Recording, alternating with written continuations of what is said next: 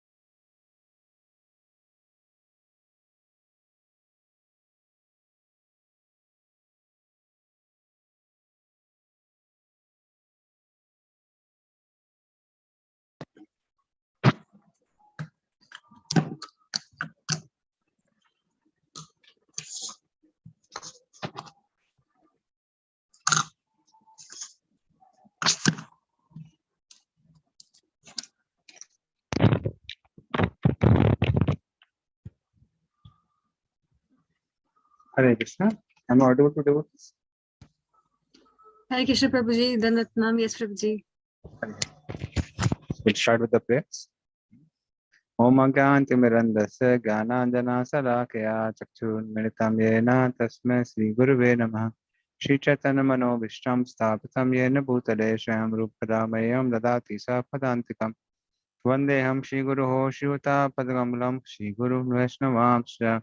Shri Rupam Sagrajatam Sahagana Raghunatham Vitam Tam Sajivam Sadvitam Savadutam Parjana Saitam Krishna Chaitanya Devam Shri Radha Krishna Padan Sagana Lalita Shri Vishakam Sa Namo Om Vishnu Padaya Krishna Peshaya Bhutale Srimate Bhakti Vedanta Swami Niti Namne Namaste Saraswate Deve Gauravani Prasarane Nirvishesha Shunvadi Pasate Desatarane Vancha Kalpadruvasya Kripa Sindhuve Patitanam Pavane Vaishnavyo Namo Namah Namo Mahavadanyaya Krishna Prem Pradayate Krishnaya Krishna Chaitanya Namne Gaurtase Namah हे कृष्णा करुणा सिंधु दीनबंधु जगतपते गोपसा गोपिका कांता राधा कांता नमस्ते तप्त कांचन गौरांगी श्री राधे वृंदावनेश्वरी विश्वानुसुते देवी प्रणमामि हरिप्रिये वीराचार्य निवासाय नित्याय परमात्मने बलभद्र सुभद्राभ्याम जगन्नाथाय च नमः जय श्री कृष्ण चैतन्य प्रभु नित्यानंद श्री अद्वैत गदाधर शिवासादि गौर भक्तवृंद हरे कृष्ण कृष्ण कृष्ण हरे हरे हरे राम राम राम।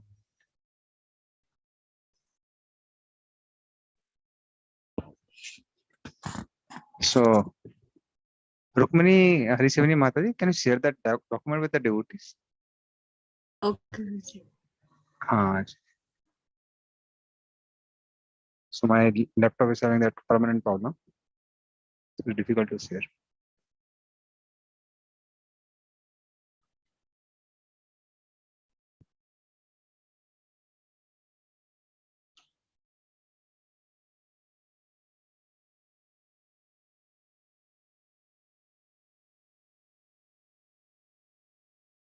दाल बनेगी मेरे लिए क्या बात है टाइम क्या हुआ है देखो जरा Actually, we were discussing 3.6 na 3.6 was complete,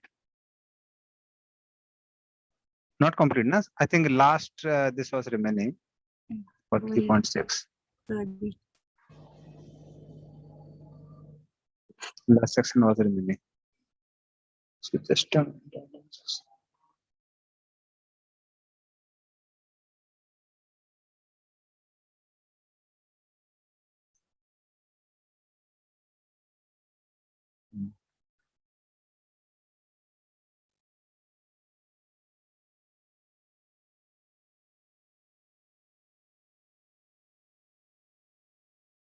so that Varnas we had done. I think we are supposed to from 35, 3.6 to 135. So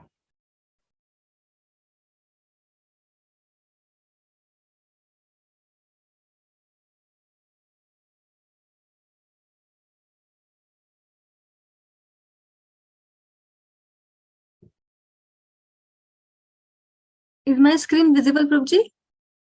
no. No. At least not to me. I don't know about the other devotees. It's visible to us. We Okay, can it's see visible it. to you. Okay, then it's just better explain. It is visible to all of you. And I can see on my laptop. Yeah, so somebody can read 35th translation. O Vidura, who can estimate or measure the transcendental time, work, and potency of the gigantic form manifested by the internal potency of the Supreme Personality of Godhead? So after speaking about or answering the questions of Vidura, Maitreya Muni is like very truthful. So what he's saying is, what I have explained is like no something which I can perceive and understand. But as far as Lord's Leela of creating this world is concerned, it is unlimited. And that is why we will find sometimes some other scriptures give some different of description, because there not every aspect can be explained or covered in anything. It's like a okay. Understanding the cart is something which I heard from I follow the name of Maharaj. Krishna Chaitanya Swami Maharaj, yes. So he's considered one of the greatest scholars of ISKCON today. He writes a lot of books in Oxford, Prabhupada disciple.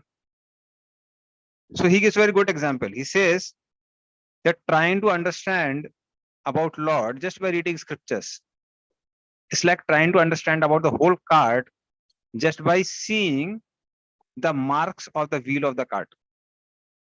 So just by seeing the marks of the wheel of the cart, how much can we estimate about the cart? So similarly, we can understand everything. So there are a lot of aspects which are included in the creation. And then very honestly, Maitri Muni says, to understand the internal potential of the law, how it works, fully is impossible. But still, why did he explain? If I can't understand, then why should I explain? Like sometimes one speaker I remember, it was a very big temple. So he was like telling that, no, actually I'm unqualified. I don't know anything about Bhagavatam. I'm very fallen. So then a person from the audience says that why are you sitting and speaking? Get down from the Vyasasan. He was a new man. So then this is the answer. Answer is given in text number 36. Yet why still a person should speak Bhagavatam? So you can repeat this verse after me. Tathapi kirtayami anga. Tathapi kirtayami anga. Yatha mati yatha srutam. Yatha mati yatha shrutam. Kirtim hare swam satkartum. Kirtim hare swam satkartum. Giram anyabhidasatim. Giram anyavidasatam. Please read translation and the purport. In spite of my inability, whatever I have been able to hear from the spiritual master and whatever I could assimilate, I am now describing in glorification of the Lord by pure speech, for otherwise my power of speaking would remain unchaste. Purport. The purification of the conditioned soul necessitates purification of his consciousness. By the presence of consciousness, the presence of the transcendental soul is verified, and as soon as consciousness leaves the body, the material body is not active. Consciousness is perceived, therefore, by activities. The theory put forward by empiric philosophers that consciousness can remain in an inactive state is the proof of their poor fund of knowledge. One should not become unchaste by stopping the activities of pure consciousness. If the activities of pure consciousness are stopped, certainly the conscious living force will be otherwise engaged, because unless engaged, the consciousness has no standing. Consciousness cannot be silent even for a moment. When the body does not act, the consciousness acts in the form of dreams. Unconsciousness is artificial. By induced extraneous help, it remains for a limited period. But when the intoxication of the drug is finished, or when one is awake, the consciousness again acts earnestly. Maitreya's statement is that in order to avoid unchaste conscious activities, he was trying to describe the unlimited glories of the Lord, although he did not have the ability to describe them perfectly. This glorification of the Lord is not a product of research, but the result of hearing submissively from the authority of the spiritual master. It is also not possible to repeat all that one has heard from his spiritual master, but one can narrate as far as possible by one's honest endeavor. It does not matter whether the Lord's glories are fully explained or not. One must attempt to engage one's bodily, mental, and verbal activities in the transcendental glorification of the Lord. Otherwise, such activities will remain unchaste and impure. The existence of the conditioned soul can be purified only by the method of engaging mind and speech in the service of the Lord. The Tridandi Sannyasi of the Vaishnava school accepts 3 rods, representing the vow to engage in the service of the Lord with body, mind, and speech, whereas the Ekadandi Sannyasi takes the vow to become one with the Supreme. Since the Lord is the Absolute, there is no distinction between him and his glories. The glories of the Lord, as chanted by the Vaishnava Sannyasi, are as substantial as the Lord himself, and thus while glorifying the Lord, the devotee becomes one with him in transcendental interest, although he remains eternally a transcendental servitor. This simultaneously one and different position of the devotee makes him eternally purified, and thus his life becomes a complete success. Hari. So Prabhupada said that because we are very active. So he speaks like, no, this is a very beautiful verse, which tells the reason why we should glorify Krishna. So what he says, Yatha Mati Yatha Srutam. So as I have heard from the spiritual master, and to the best of my intelligence, because we all of us have different intellectual capabilities. So now somebody may be very intelligent, I may not be very intelligent. But to the degree I can understand, as I have heard from the spiritual master, I should speak. Kirtim Harim Swam Satkartam. I should speak Harikatha. Why? If I don't speak Harikatha, then this tongue will become asati. Like Sati Nadi or chaste woman is one who is very much faithful to the husband. Similarly, the senses are meant for the master of the senses. Senses are supposed to be engaged in the master of the senses.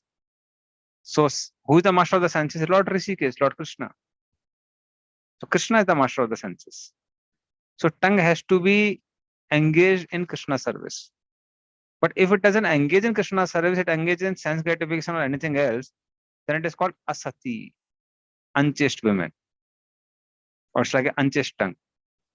So that is why why should we speak Harikatha?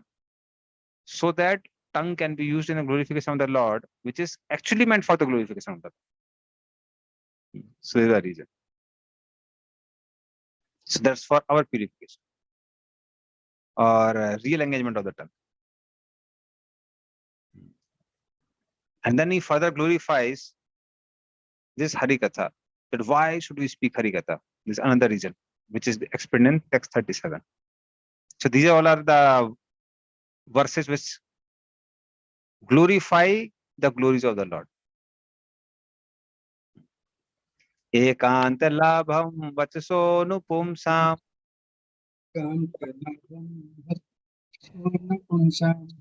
sushloka maulir gunavadamahu sutascha vidvat pir upakritayam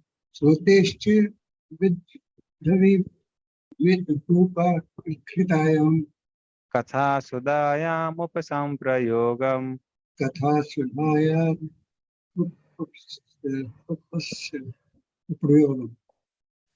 Please read translation as well as the purport.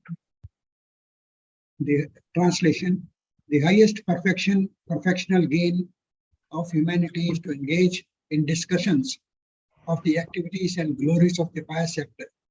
Such activities are so nicely arranged in writing by the greatly learned sages that the actual purpose of the ear is served just by being near them. But the impersonalists are very much afraid of hearing the activities of the Lord because they think that the happiness derived from the transcendental situation of Brahman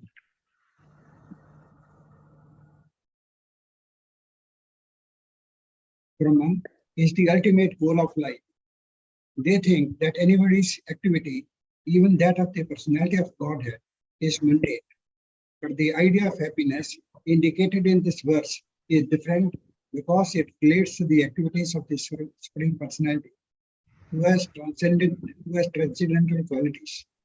The word Gunavadam is significant because the qualities of the Lord and his activities and pastimes are the subject matter for discussions of the devotees.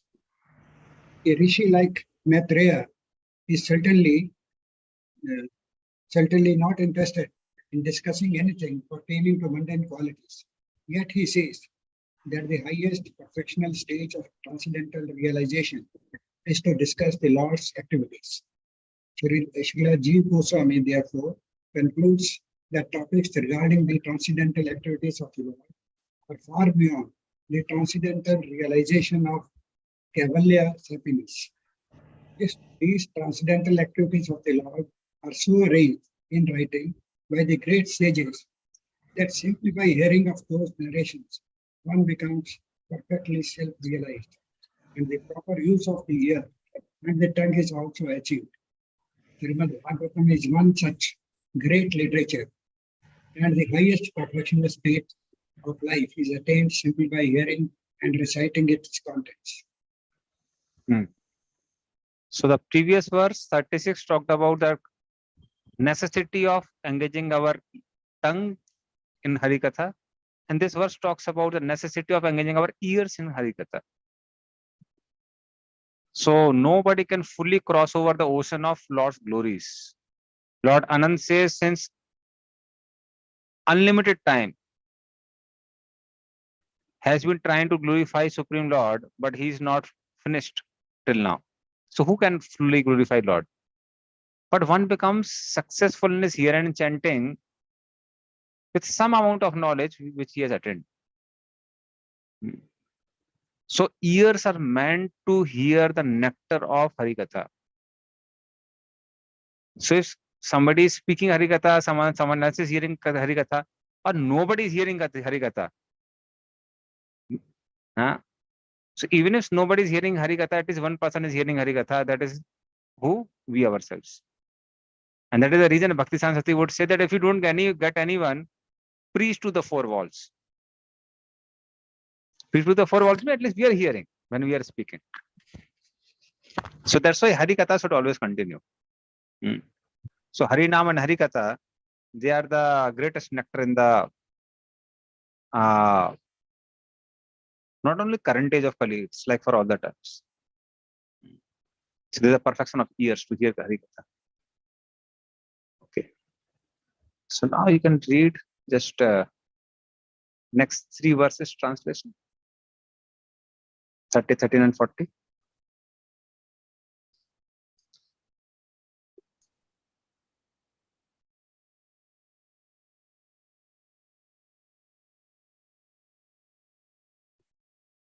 Who's going to read 30, 13 and 40? The original poet, Brahma, after mature meditation, 1,000 celestial years, would know only that the glories of the Supreme Soul him is unconceivable. Other 2 verses also. The wonderful potency of the Supreme Personality of Godhead is bewildering even to the juggler. That potency is unknown even to the self-sufficient Lord, so it is certainly unknown to others. Words, mind, and ego, with their respective controlling demigods, have failed to achieve success in knowing the Supreme Personality of Godhead. Therefore, we simply have to offer a respectful obeisance unto Him as a matter of same. Thank you. So, after 1,000 years of his matured yoga practice, Brahmaji could understand that he cannot understand the glories of the Lord fully. That was Brahmaji's realization. So what he could understand that he can't understand. So then again, why to try to understand? So that we can purify our intelligence. And that is the perfection of intelligence. So that's why whether in a conditioned state or in a fully realized state, one can never become God. God is God only. So even perfected personalities in the spiritual world, they don't know Krishna. Why? Because those who are living entities are living entities. Those who are energies of the Lord are the energies of the Lord. Like even if somebody is a pure devotee, he can understand Krishna, but not fully, because even Brahma can't understand. No, Lord himself tries to understand his glories, and by the time he understands his glories increase. So that is how that constant competition in Lord's omnipotence and omniscience. So omniscience means fully knowing everything, and omnipotent means having a lot of power. So if Lord is omnipotent, he cannot be omniscient. Nah, because if that means he has a lot of power. So if he has a lot of power, which one cannot understand, then okay, he has a lot of power, but one cannot understand. If he cannot understand, he is not omniscient. And if he's omniscient, he can understand his power. That means power has a limit. So Lord is so powerful. At the same time, he's all-knowing. So he knows what is his power. But by the time he understands his power increases. So that is how Lord himself cannot understand himself fully. So then what to say of others? So that's how what was Brahma's realization. But then Vidura asked a question that one can see many persons who have seen the Lord and who can reveal it to others.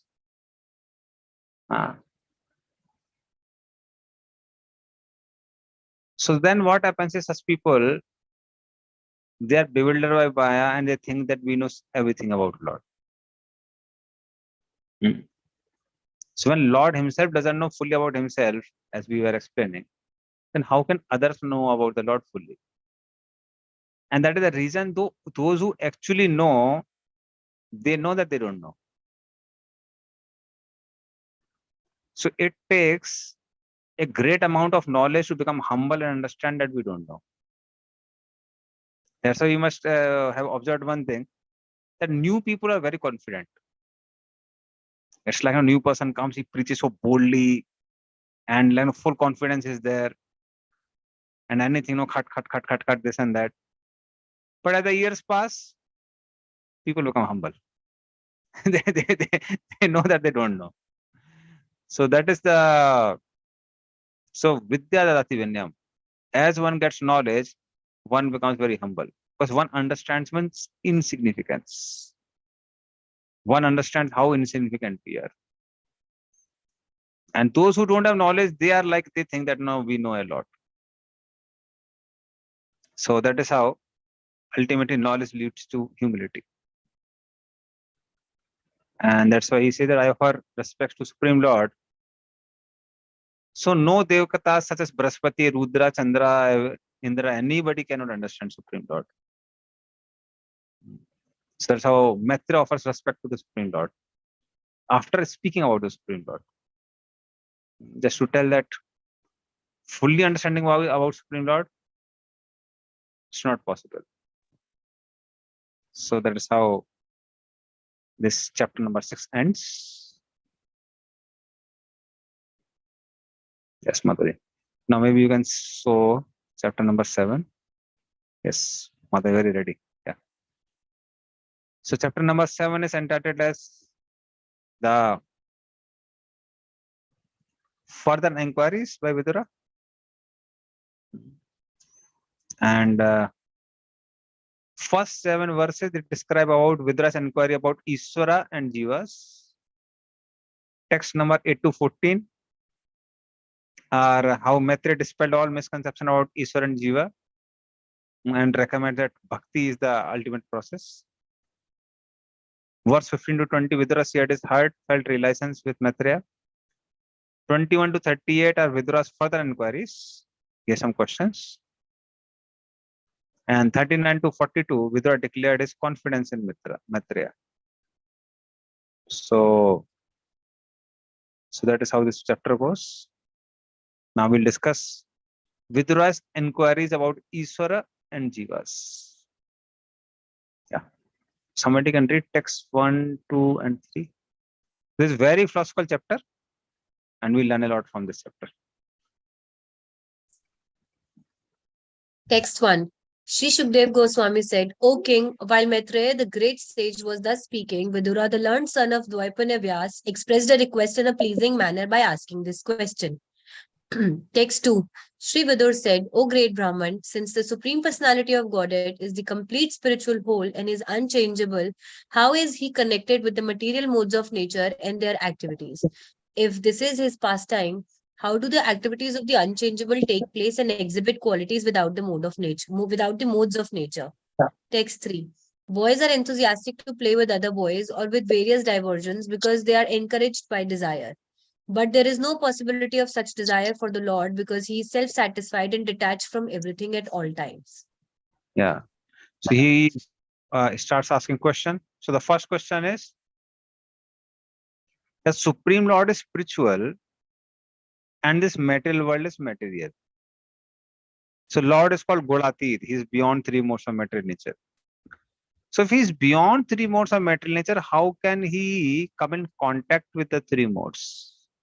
Because when you create something, let us say if we are creating a maybe something made from mud, some deity made of mud, or some statue made of mud. So then our hands become smeared by mud while we make the statue. But Lord is creating. How is it that he's spiritual and he's connected with the mental modes of nature? How is that possible? And let us say if it is his pastime, then how does that pastime take place? That he is beyond nature and still he performs so many pastimes with the nature by creating the entire cosmos. And then further he says, okay, let us say if it is his play, but generally people play with some desire. There's some desire. But as far as Lord is concerned, he is Atmaram, self-satisfied. So a person who is self-satisfied, how can he get a desire to create so many universes? It's like somebody has a desire to make bungalow with 4 or 5 rooms, or let us say 10 rooms, and we say, oh, he has so many material desires. But not 1, 2 rooms. He has created so many universes. So if he's self-satisfied, how can he create so many universes? So this is the next question. Please read 4th, 5th, and 5th purport.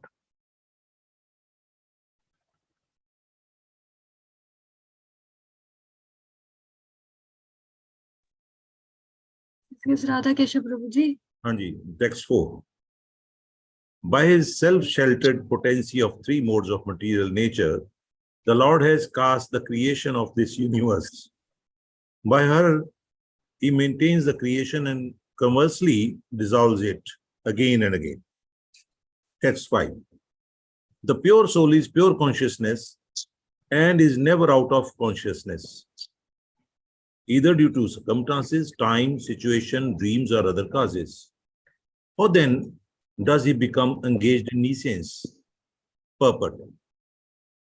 The consciousness of living being is always present and never changes under any circumstances, as above mentioned. When a living man moves from one place to another, he is conscious that he has changed his position. He is always present in past, present, and future, like electricity. One can remember incidents from his past and can conjecture about his future also on the basis of his past experience. He never forgets his personal identity, even though he is placed in awkward circumstances.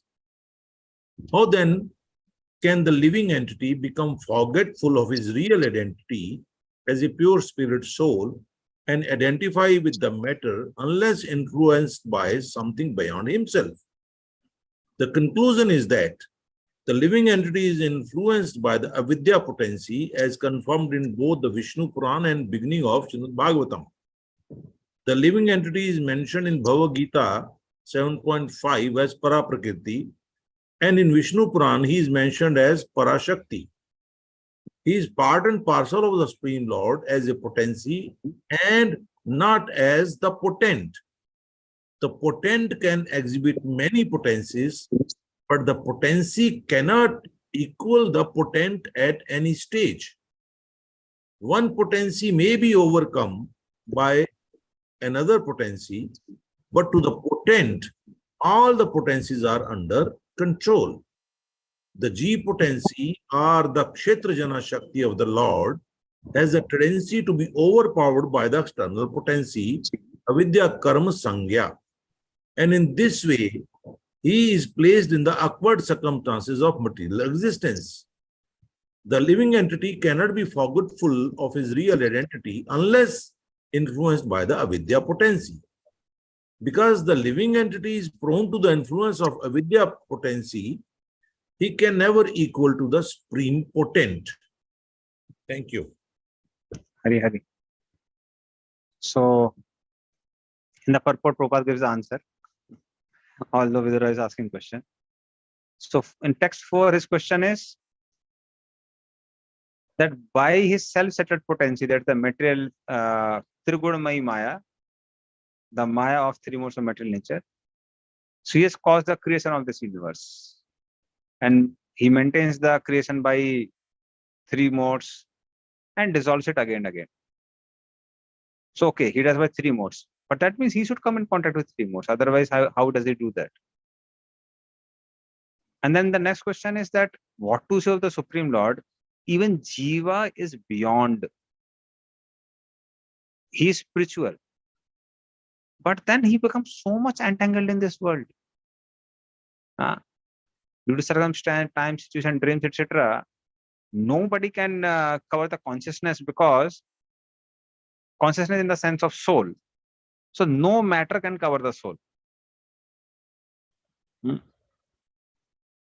Like for example, when Yamdutas take a living entity from one body to another body, they actually catch the subtle body. And then they give him the Yatna Sarir and they take him. But they can't catch the soul. So what actually happens is, soul being attached to the subtle body travels with the subtle body. So he's very attached. And why is he attached? Because he knows I need subtle body to enjoy this world. That is why he goes. So then, so such a soul who's so pure, how can he engage in avidya? How can he engage with essence? So that is another question. So Prabhupada says that it is because of avidya. And because he's being covered means there is something which is covering him beyond himself. He's under some external influence. So using that, Prabhupada disproves the theory that somebody can Supreme Lord. He is Supreme Lord, and how can he be covered with avidya? Not possible. Yeah. Please read 6th and 7th translation. The Lord, as the super soul, is situated in every living being's heart. Why then do the living entities' activities result in misfortune and misery? Text 7. O great and learned one, my mind is greatly illusioned by the distress of this nescience, and I therefore request you to clear it up. Yeah, so beautiful question. So what he says is, first he has questions regarding Supreme Lord. So Supreme Lord is spiritual, beyond 3 modes of material nature. Then why does he create this world? On top of that, if somebody creates something, one should have desires. But Lord on top of that is Atmaram. He is self-satisfied, fully satisfied. And how did he get a desire to do so much of creation? So that is from the side of Supreme Lord. Now from the side of Jiva, Jiva is spiritual and is beyond 3 modes of material nature. He has nothing to do with 3 modes of material nature.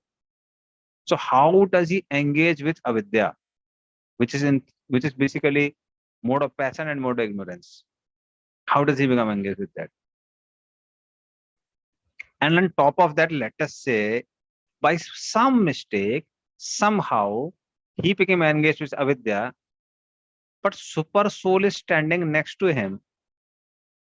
And when super soul is standing next to him, how can he allow the living entity to be in such a miserable condition? How can he allow living entity to be in such a misfortune? Because according to the Vedic culture, any misery upon the citizen is the responsibility of the king. King is supposed to be looking at the well-being of the living entities, also of the citizens. So only a bad king would allow the citizens to become unhappy. So how can Supreme Lord, Super Soul, who is standing right next to the living entity, allow him to suffer so much? So how is that possible? So that's like really puzzling, especially in the cases where some people who undergo great injustice or undergo great injustice. For regarding them, it's like very difficult to understand. How can Lord allow that? How can Lord allow living entities to suffer so much? So that was the next question. Okay. Now please read 8th, 9th, and 9th purport. Text 8 translation. Sri Shukdev Goswami said, O King Maitreya, being thus agitated by the inquisitive Vidura, at first seemed astonished, but then he replied to him without hesitation, since he was fully God conscious. Text 9 translation. Sri Maitreya said, certain conditioned souls put forward their theory that the Supreme Brahm or the personality of Godhead is overcome by illusion or Maya, and at the same time they maintain that he is unconditioned. This is against all logic. Purport. Sometimes it appears that the Supreme Personality of Godhead, who is 100% spiritual, cannot be the cause of the illusory potency which covers the knowledge of the individual soul. But factually, there is no doubt that the illusory external energy is also part and parcel of the Supreme Lord. When Vyasdev realized the Supreme Personality of Godhead, he saw the Lord along with his external potency, which covers the pure knowledge of the individual living entities. Why the external energy acts in this way may be considered as follows, as analyzed by great commentators like Vishwanath Chakravarti Thakur and Srila Jiva Goswami. Although the material, illusory energy is distinct from the spiritual energy, it is one of the many energies of the Lord, and thus the material modes of nature, the mode of goodness, etc., are surely qualities of the Lord. The energy and the energetic personality of Godhead are not different, and although such energy is one with the Lord, he is never overpowered by it. Although the living entities are also parts and parcel of the Lord, they are overcome by the material energy.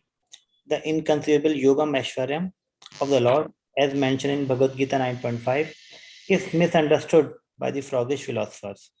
In order to support a theory that Narayan, the Lord himself, becomes a Daridra Narayan, poor man, they propose that the material energy overcomes the Supreme Lord.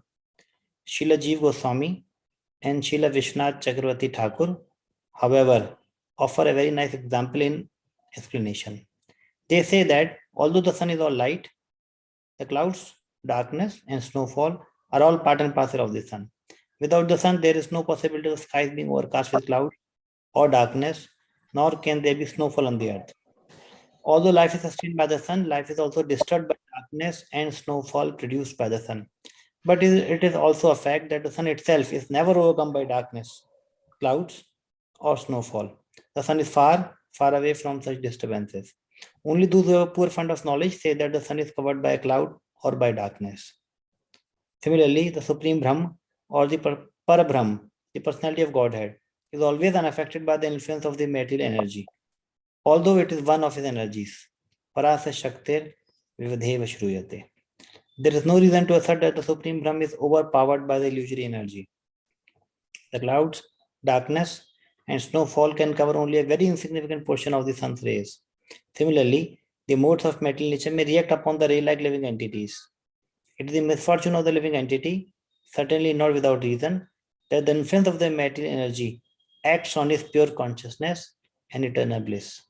This covering up of pure consciousness and eternal bliss is due to avidya, karma, samagya, the energy which acts on the infinitesimal living entities who misuse their minute independence. According to Vishnu Purana, Bhagavad Gita, and all the Vedic literatures, the living entities are generated from the Tathastha energy of the Lord, and thus they are always the energy of the Lord, and are not the energetic. The living entities are like sun's rays. Although explained above, there is no qualitative difference between the sun and its rays. The sun's rays are sometimes overpowered by another energy of the sun, namely by clouds or by snowfall. Similarly, although the living entities are qualitatively one with the supreme energy of the Lord, they have the tendency to be overpowered by the inferior material energy. In the Vedic hymns, it is said that the living entities are like the sparks of a fire. The sparks of fire also are fire, but the burning potency of the sparks is different from that of the original fire. When the sparks fly out of touch with the original fire, they come under the influence of a non-fiery atmosphere. Thus, they maintain the potency to be again one with the fire as sparks, but not as the original fire. The sparks can everlastingly remain within the original fire as its part and parcel. But the moment the sparks become separated from the original fire, their misfortunes and miseries begin. The key conclusion is that the Supreme Lord, who is the original fire, is never overpowered, but the infinitesimal sparks of the fire can become overpowered by the illusory effect of Maya. It is a most ludicrous argument to say that the Supreme Lord is overpowered by his own material energy. The Lord is the master of the material energy, but the living entities are in the conditioned state. controlled by the material energy. That is the version of Bhagavad Gita. The froggish philosophers who put forward the argument that the Supreme Lord is overpowered by the material mode of goodness are themselves illusioned by the same material energy, although they think of themselves as liberated souls. They support the argument by a false and laborious jugglery of words, which is gift of the same illusory energy of the Lord. But the poor froggish philosophers, due to a false sense of knowledge, cannot understand the situation. In the 6th canto, 9th chapter, 34th verse of the Srimad Bhagavatam, it stated, Prabho if tavyam vihara yoga yad ashrano shariraidam anavikshmat samvaya atmavanikarmayena sagun aguna rishi pashi harasi. Thus demigods pray to Supreme Lord that although his activities are very difficult to understand, they can still be understood to some extent by those who sincerely engage in the transcendental loving service of the Lord. The demigods admitted that although the Lord is apart from the material influence or creation, he nevertheless creates, maintains, and annihilates the complete cosmic manifestation by the agency of the demigods. Thank you. So now we may have heard this particular philosophy which Prabhupada is speaking many times, but really speaking, it's like very remarkable for most of the part of the world. Because the previous texts, the point which Vidura raised, are considered the biggest dilemma for most of the major religions of this world. That when Lord is next to the living entity, how can living entity suffer? And that is why they have this concept of Satan. It's something like Maya for all of us. So they say that Lord cannot be all compassionate, at the same time all powerful. So they say that if Lord is all powerful, he can't allow his children to suffer so much. And if let us say he is all powerful and he's allowing his children to suffer, so then he's not compassionate. So he can be either all compassionate or all powerful. And that's why they came up with this concept of Satan, saying that it is Satan who's trying to cause the trouble to the living entities, to the people, and God is trying to save him. But one day will come when God will defeat the Satan, and then everybody will be happy. So especially when the tsunami came many years ago, it's around 1999 or 2000, something like that. So that time, especially the religions who considered life to be only one life. So for them, there was a small girl who lost his mother, father, and as far as maybe his mother was pregnant or some other relative was pregnant. So then she asked the person highest on the authority of that religion, representing billions of people. So she asked him that, why did I suffer? And especially if you say that people suffer because of their sin, there are many children who were there in the womb of their mother and they were killed. They didn't have even opportunity to perform any activity. So why were they killed? Why did they suffer so much? So then this person said what to do. This was activity of the Satan. But don't worry. One day God will win over Satan and then everything will be all right. But if Satan is so powerful that beyond the will of the Lord, if he can do something, then it might happen that Satan may win over God. Then what will happen to the people of the world? So they have no answer to these questions. So that's why these purports, they're like very powerful. So Prabhupada gives a very beautiful example. So first fact he relates is that as we read that Vyasdev saw Supreme Lord and he saw his Maya behind the Supreme Lord. But this Maya was fully in control of living entities, but Maya was under the control of the Supreme Lord. That means ultimately Maya is also the agent of Supreme Lord only. Now the question comes is, so that means Lord is all powerful, then how can he be all compassionate? So how can he be compassionate? So when we say he's not compassionate means we are saying that some injustice is there. So injustice would be there to a person who is looking only for small duration of time. But for a person who knows about the previous lives, he'll understand that there is no injustice in this world. So certain incidences are heart rendering. It's like, it's so painful to see. Like recently, so many media is filled with so many injustices. Some very famous movies came later in the, or they're coming also nowadays. Like, no, they're talking about how so much injustice has been done. So sometimes, people really wonder, oh, how can Lord allow such a thing to happen? So the point is that we know about only the person's activities in this life. We don't know about the previous lives. It's like somebody comes and steals in someone's house, and the owner of the house runs behind that person. And by the time the person is caught, he's in a public area. And then the owner of the house starts beating the thief. People will, if somebody who just looks at the incident, what he will understand?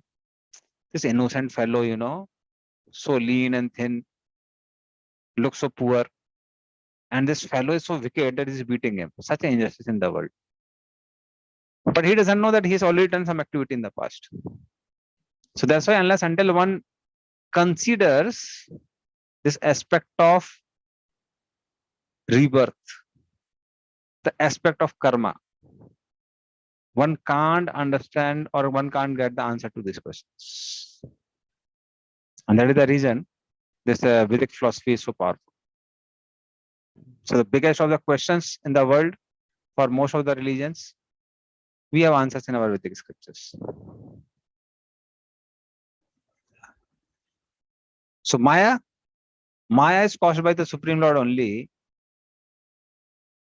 But then Prabhupada gives the example of snow, darkness, and clouds. So cloud is product of sun only. Sun heats the water bodies, creates the clouds. But does cloud cover the sun? Manohar Dujpro, does it cover the sun? We cannot see sun because of it. Yeah. So whom does he cover? Whom does the cloud cover? Our view, our eyes. Yeah. Yes. So cloud covers our view to the sun, not the sun itself. So similarly, Maya is also Krishna's energy only, but it covers the living entities, not the Supreme Lord himself. So that is how Maya works. Or very graphic example is the example of darkness. Like when darkness is there, so if we are in front of the sun, can we see the darkness? Yes or no? No? We can see the darkness. We can see the darkness. Yes. When can we see the darkness? You go in the empty room. No. Even if you're in front of sun, still you can see the darkness. If we just turn around. If we turn around. If we turn around, we see our shadow and we see the darkness. So because shadow is the absence of light, it is darkness. But if we are seeing towards the sun, then there is no darkness. So when do we see the effect of Maya? When we don't see Krishna. So Krishna Surasa Maya Andakar, Jahan Krishna Taha Nahi Maya Radhikar. So where there is light, there's no essence. So if you turn towards Lord, then there's no darkness. If you turn away from the Lord, then there is darkness. So till when are the sufferings? Sufferings are there till we don't fully become Krishna conscious. If you become fully Krishna consciousness, fully Krishna conscious, then there's no suffering. So that's why Bhakti would say that the only thing which the world lacks is the lack of Krishna consciousness. Okay, so please read the next one, next translation and purport.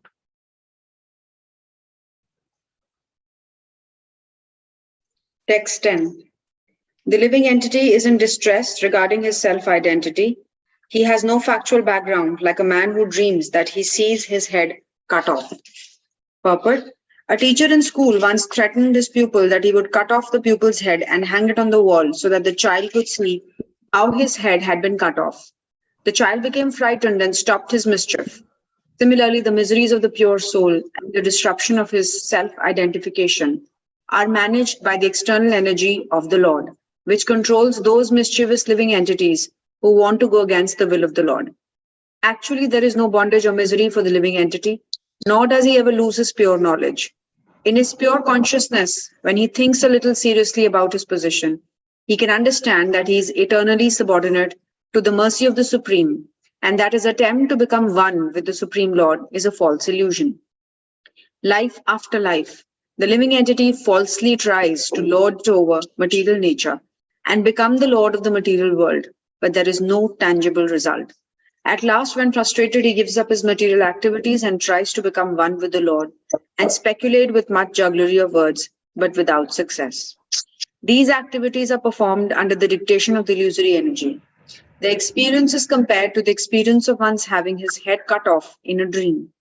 The man whose head has been cut off also sees that his head has been cut off. If a person's head is severed, he loses his power to see. Therefore, if a man sees that his head has been cut off, it means that he thinks like that in hallucination. Similarly, a living entity is eternally subordinate to the Supreme Lord, and he has this knowledge with him. But artificially, he thinks that he is God himself, and that although he is God, he has lost his knowledge due to Maya. This conception has no meaning, just as there is no meaning to seeing one's head being cut off. This is the process by which knowledge is covered. And because this artificial rebellious condition of the living entity gives him all troubles, it is to be understood that he should take to his normal life as a devotee of the Lord and be relieved from the misconception of being God. The so-called liberation of thinking oneself God is that last reaction of avidya by which the living entity is entrapped. The conclusion is that a living entity deprived of eternal transcendental service to the Lord becomes illusioned in many ways. Even in his conditional life, he is the eternal servant of the Lord. His servitude under the spell of illusory Maya is also a manifestation of his eternal condition of service. Because he has rebelled against the service of the Lord, he is therefore put in the service of the Maya. He is still serving, but in a perverted manner.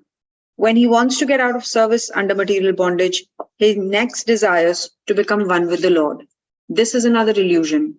The best course, therefore, is to surrender unto the Lord and thus get rid of the illusory Maya for good, as confirmed in Bhagavad Gita 7.14. Devi eshi gunamayi mama maya durataya mam evam prapadyante maya mitam tarantite. This is a very beautiful example. Prabhupada speaks very graphically. The teacher told to the student, when he was very mischievous, I'll cut off your head and hang on the ceiling. And then you will see how your head is cut off. So if my head is cut off, how will I see? So similarly, so the suffering of the living entity is actually suffering in illusion only. Living entity doesn't suffer. So whole suffering is because of misidentification. There is no actual suffering. So in illusion, we consider ourselves to be the gross body and the subtle body. And because of this misidentification, we suffer in this world. Actually speaking, we have nothing to do with it. And it's a beautiful incident. That one villager went to the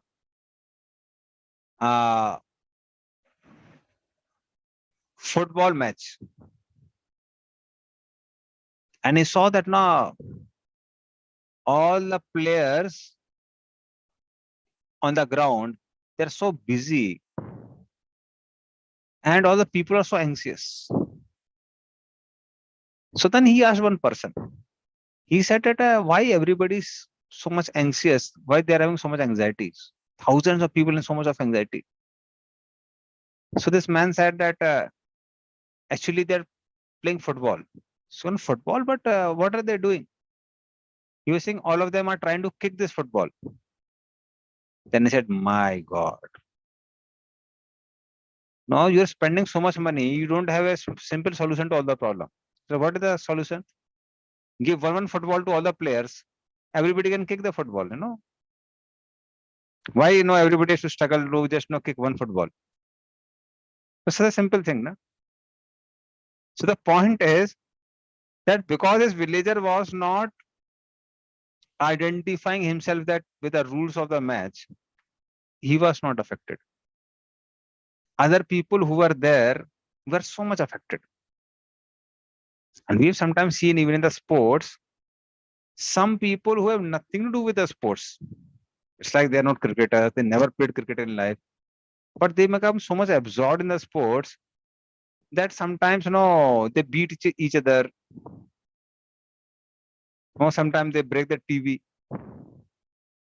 Why? Because of identification. So the whole problem is that we identify with the gross body and the subtle body because of illusion, thinking that we are the body and we are the mind, and then we suffer. So what Maya does is, it's like we had a desire to enjoy, we came in this world, and she gives us so many options that we become attached to those options. And that is how we become entangled in this world. So the whole suffering is suffering in illusion. So that's exactly what Vidura speaks. Sorry, Lord Maitre Muni speaks. Now, please read 11th. Translation and purport both. As the moon reflected on water appears to be to the seer to tremble due to being associated with the quality of the water, so the self associated with matter appears to be qualified as matter. Purport. The Supreme Lord, the Supreme Soul, the personality of Godhead, is compared to the moon in the sky, and the living entities are compared to the reflection of the moon on water. The moon in the sky is fixed and does not appear to quiver like the moon on the water. Actually, like the original moon in the sky, the moon reflected on the water should also not quiver. But because of being associated with water, the reflection appears to be quivering. Although the actual fact, the moon is fixed. The water moves, but the moon does not move. Similarly, the living entities appear to be tainted by material qualities like illusion, lamentation, and miseries. Although in pure soul, such qualities are completely absent. The word pratiyate, which means apparently and not actually, like the experience of having one's head cut off in a dream, is significant here. The reflection of the moon on the water is the separate rays of the moon and not the actual moon. The separated parts and parcels of the Lord, entangled in the water of material existence, have the quivering quality. Whereas the Lord is like the actual moon in the sky, which is not at all in touch with water. The light of the sun and moon reflected on matter makes the matter bright and praiseworthy. The living symptoms are compared to the light of the sun and the moon, illuminating material manifestations like trees and mountains. The reflection of the sun or moon is accepted as the real sun or moon by less intelligent men. and the pure monistic philosophy develops from these ideas. In fact, the light of the sun and moon are actually different from the sun and moon themselves, although they are always connected. The light of the moon spread throughout the sky appears to be impersonal, but the moon planet, as it is personal, and the living entities on the moon planet are also personal. In the rays of the moon, different material entities appear to be comparatively more or less important. The light of the moon on the Taj Mahal appears to be more beautiful than the same light in the wilderness. Although the light of the moon is the same everywhere, due to being differently appreciated, it appears different. Similarly, the light of the Lord is equally distributed everywhere, but due to being differently received, it appears to be different. One should not therefore accept the reflection of the moon on the water as actual and misunderstand the whole situation through monistic philosophy. The quivering quality of the moon is also variable. When the water is standing still, there is no quivering. In more settled condition, soul quivers less. But due to material connection, the quivering quality is more or less present everywhere. Thank you. So, thank you. Now, this very beautiful example giving the example of a moon. Like when moon is there in the sky, the reflection of the moon may be there in the, let us say, ocean. And because there are waves in the ocean, moon seems to be quivering or distorted. So moon is beyond. Moon has nothing to do with the reflection. But the reflection of the moon seems to be like moon. So similarly, all the living entity and Supreme Lord both are beyond. They're beyond the modes of material nature. But because their activities are in connection with the three modes of material nature, it seems that they're affected by three modes of material nature. Although in reality, they have no connection. And like in mode of goodness, the misery is minimum. It is like the lake is very still. And mode of passion and ignorance, it's like very turbulent. So similarly, living entity looks very miserable. So that is how it seems like that, although it has no connection. Actually, moon is there in the sky. And Prabhupada defeats Mayavadis also by saying that they don't understand this thing. It's like fishes in the lake may think the reflection of the moon is one of the fishes or another creature of the water. But they don't know that the moon is there high in the sky. Similarly, when Lord comes in this world, so-called impersonalists and Mayavadis, they think Lord is like all of us. Especially the Mayavadi. They think that Lord's name, form, qualities, pastimes are Maya like our pastimes or our time pass, whatever. So they don't understand that Lord is beyond. Lord has nothing to do with three modes of material nature. Similarly, living entity also doesn't have anything to do with material nature.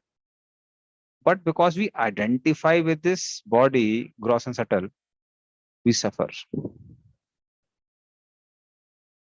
And once this misidentification is gone, there is no more suffering.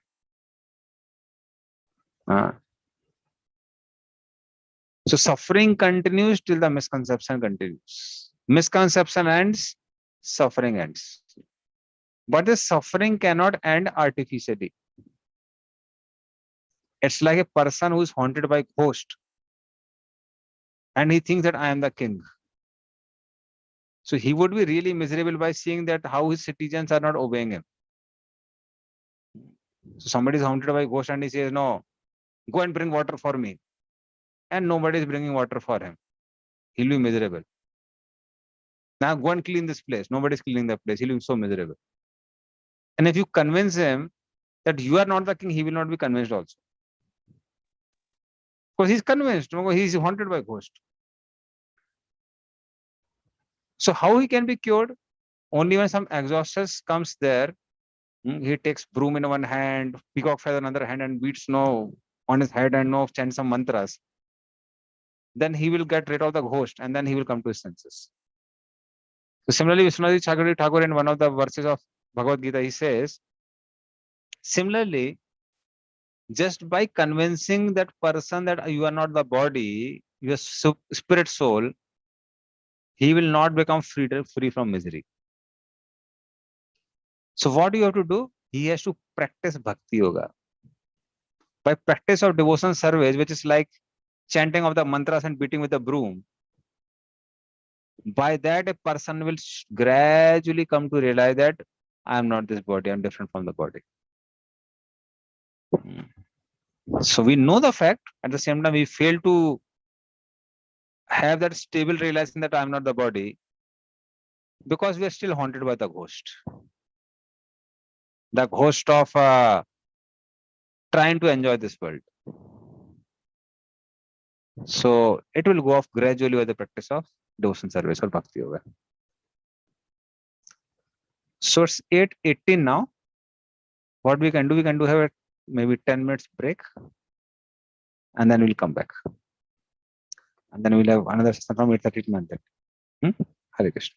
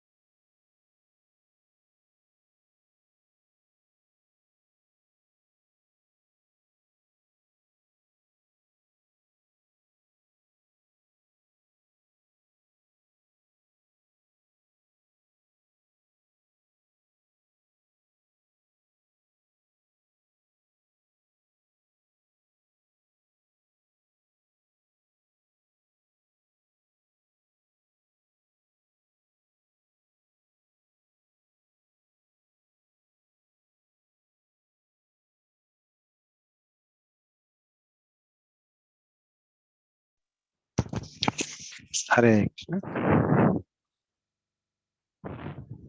So if devotees are back, then we can start.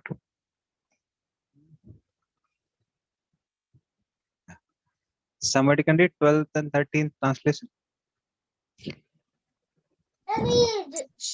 Wait. That misconception of But that misconception of self-identity can be diminished gradually by the mercy of personality of Godhead Vasudev through the process of devotional service to the Lord in the mode of detachment.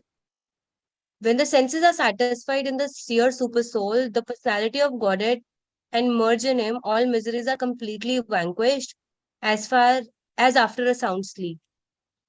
Thank you. So the first this text number 12, as I was telling you before also, that it is by practice of devotional service only that gradually one can come out of the misconception of self-identity. So like a person haunted by ghost cannot be convinced that he's haunted by ghost. Similarly, just by hearing so many times that we are not body, we are soul, we can't be convinced. So it will gradually happen by the process of devotion service in the mode of detachment, because basically Maitreya Muni is also Gyan Misra Bhakta. So he also recommends the devotion service mixed with mode of detachment. And when the senses are fully satisfied by seeing the super soul, and they're merged in him means they're fully engaged in the Supreme Lord, then all miseries are vanquished. Because Lord is called Akhil Rasamrit Murti. He's the complete embodiment of all rasas. He is the complete embodiment of all pleasures of the world. So when the senses are fully engaged or absorbed in the Supreme Lord, then what one gets is pleasure, because one is absorbed in pleasure. So when senses are absorbed in displeasure, what we experience is displeasure. When they're experiencing pleasure, absorbed in pleasure, we get experience pleasure. So this world is Asat, Achit, Niranand, whole matter, whether gross or subtle. So if senses are absorbed in Niranand, what will we get? Niranand.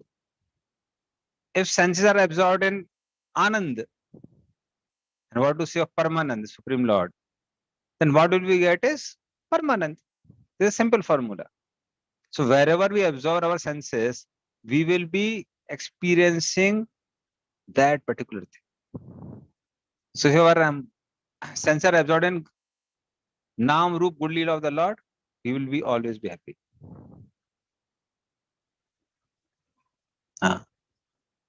Okay, and the immediate effect of chanting and hearing about the Lord or practice of devotion service is explained in text number 40. So you can repeat this after. Asese sankleshe samam vidatte Ashish Sanklesha Samam Vidattate gunanuvada shravanam murare Gunanuvada Shavanam Murare kim va punastat charanaravindam Imva Punastat Charanam Varvinda parag sevaratiratma labdha. Parang Sevarati Atma Labdha. Please read translation as well as the purport. Simply by chanting and hearing of the transcendental name, form, etc. of the personality of Godhead Shri Krishna, one can achieve the cessation of unlimited miserable conditions. Therefore, what to speak of those who have attained attraction for serving the flavor of the dust of the Lord, not the sweet? Purport. Two different methods for controlling the material senses are recommended in the Vedic scripture in wisdom. One of them is process of Gyan, or the path of philosophical understanding of the Supreme, Brahma, Paramatma, and Bhagavan. The other is that of the direct engagement in the transcendental loving devotion service of the Lord. Of these two most popular methods, the path of devotional service is recommended here as the best, because one on the path of devotional service doesn't have to wait for the attainment of the fugitive results of pious activities or for the result of the knowledge. The two stages of executing devotional service are: first, the stage of practicing devotional service with our present senses under the regulations of the recognized scriptures, and second, attaining sincere attachment for serving the particles of the dust of the lotus feet of the Lord. The first stage is called sadhana bhakti, or devotional service for the neophyte, which is rendered under the direction of a pure devotee. And the second stage is called raga bhakti, in which the mature devotee automatically takes to the various services of the Lord out of the sincere attachment. The great sage Maitreya now gives the final answer to all the questions of the Vidura. Devotional service to the Lord is the ultimate means to mitigate all the miserable conditions of the material existence. The path of knowledge, or that of mystic gymnastics, may be adopted as a means for the purpose, but unless mixed with bhakti or devotional service, they are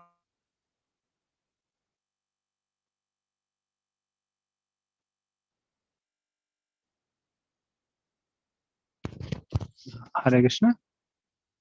Okay, thank you. Mute हो गए हो? Mute हो गए? Hare Krishna. हाँ. Hare Krishna. So last 4-5 lines we were not able to hear. Other we are able to hear. The path of knowledge, or that of the mystic gymnastics, may be adopted as a means for the purpose, but unless mixed with the bhakti or devotional service, they are unable to award the desired result. By practicing sadhana bhakti, one may gradually rise to the point of raga bhakti, and by performing raga bhakti in devotional transcendental service, one can even control the supreme powerful Lord. Thank you. Hare Hare. So Prabhupada has given the nice purport to this verse. Asese sanklese samamvidatte gurānuvāda sravanam murade. Just by Sravanam and Kirtanam of the Lord, one can get rid of unlimited miseries. And what to say of those who really have that attachment for the Lord? That means just by practice of sadhana bhakti, one can get rid of all the miseries. What to say if somebody has a ragavana bhakti for the Lord? So even the beginners get rid of misery. What to say of the perfected ones? So that's why just by practicing our devotion service, one can get rid of all the miseries. That is the conclusion. Because Vidura was concerned that how people are suffering in this world. So he gave the solution. Yes, Amrind Haripru, you had a question. You can directly ask. I couldn't understand in what reference you were asking the question. So you are giving the example of football player, that the measures, one who don't know about the rules of football, he was neither happy neither in sorrow. So Prabhuji, in our practical life, ignorance is not an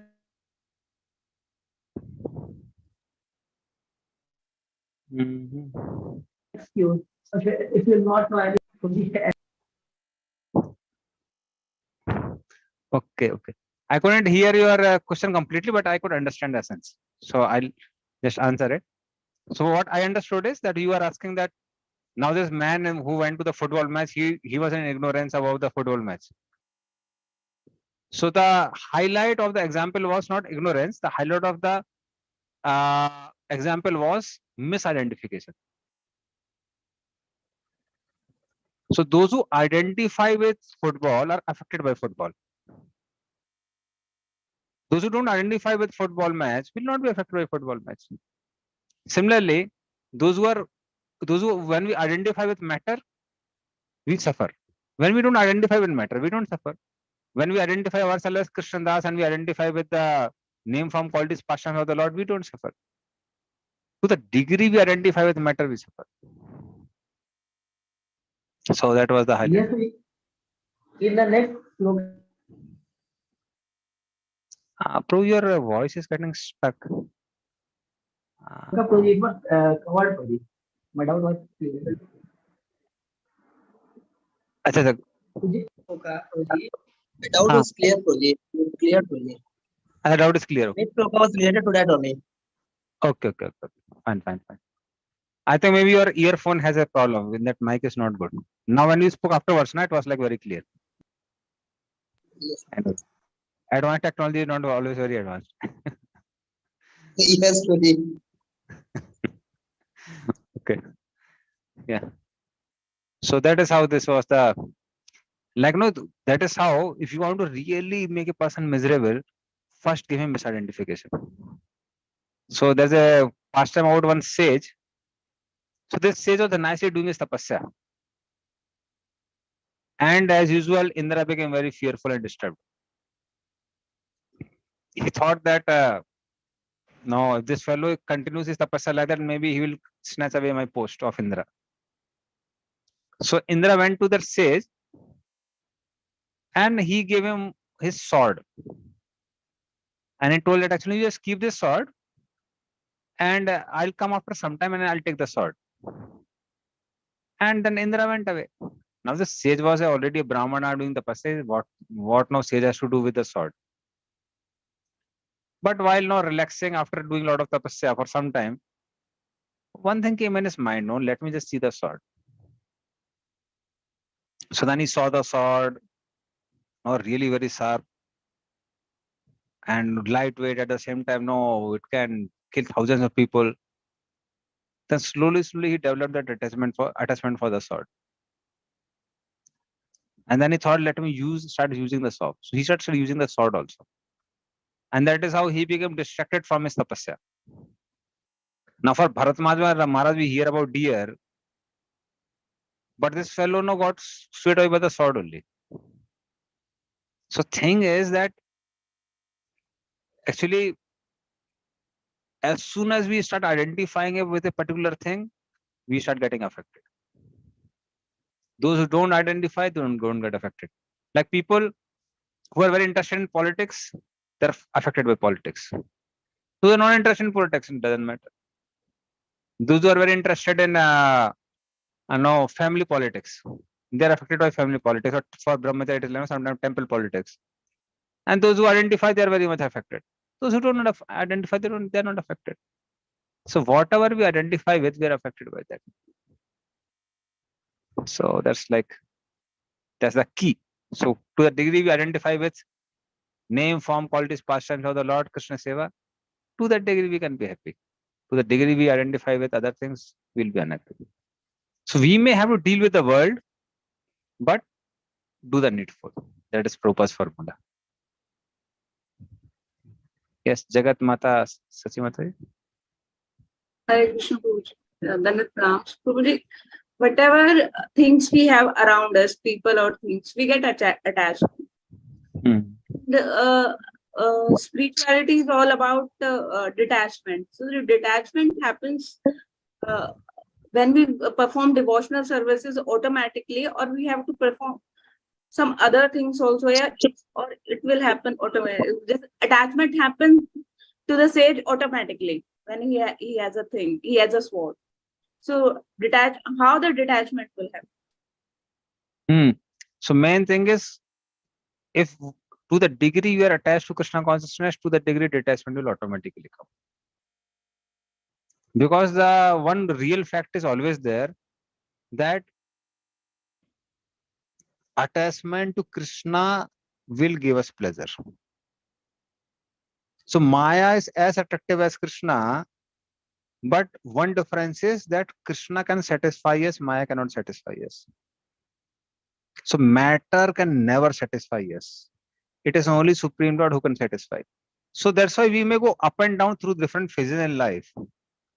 But if we continue to stay in a son of devotees, if we continue to practice Krishna consciousness devotion service, success is 100% guaranteed. So that is how, what to say detachment, it comes naturally. Naturally means because it is not giving pleasure. Na? When we have alternative, why will we get attached to it?